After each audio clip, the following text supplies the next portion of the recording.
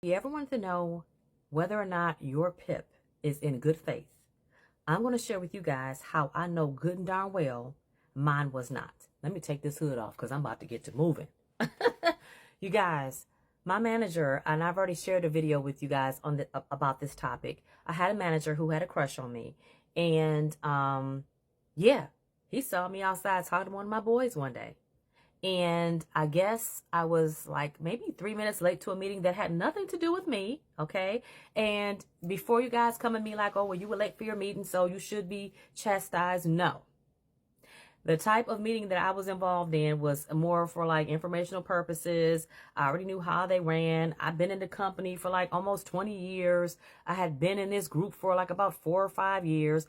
And the fact of the matter was I was a star player in this department until I told this manager that my husband was a supervisor too. You see, sometimes some of y'all men out there or women, because everybody got their different flavors, okay? Because this is 2024, and so we're very open and honest.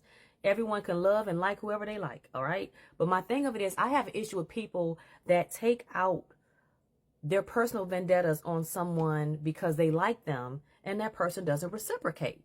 And in my case, that's what happened. So, because I was outside talking to one of my buddies that made me 3 minutes to 3 minutes late to a meeting. Mind you, I got a call from my son's school in the meantime, so I really wasn't 3 minutes because of just me talking to my buddy. I actually was coming back, but then I got a call from my son's school. Could not communicate that to my boss because I was afraid, like, wow, you know, all I need is a child care issue to be something to be used against me. So I didn't share that information.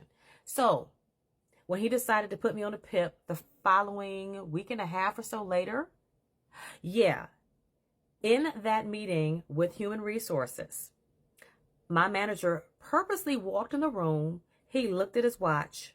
He got there on time, right? No, I'm sorry, take that back. He got there like about a minute or two before the meeting. He looked at his time. He walked away. He walked out of the room.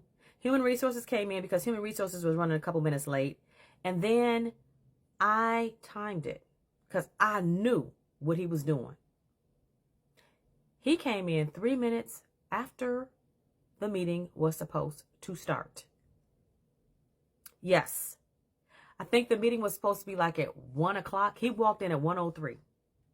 So remind you, I'm going to remind you guys again. He came in a little bit before the meeting was supposed to start. He looked at his watch to let me know, like, I'm timing this. Walked out and came in at 1:03. 3 minutes because I was already chastised about the 3 minutes that I was late to a prior meeting that had nothing to do with me presenting or anything else that had anything to do with what I was working on. So if you guys are ever looking for documentation, just looking at the obvious, whatever vendetta a manager has against you, make sure you guys are keeping notes of that, because you guys, I'm letting you know, that's the type of documentation you want to keep. The type of documentation that you know your manager is being spiteful. So share in the comments below how you, if you've ever been placed on a PIP or have ever been placed on some kind of probation, what you've noticed that's been obvious, that you know has nothing to do with your performance, but happens to be personal.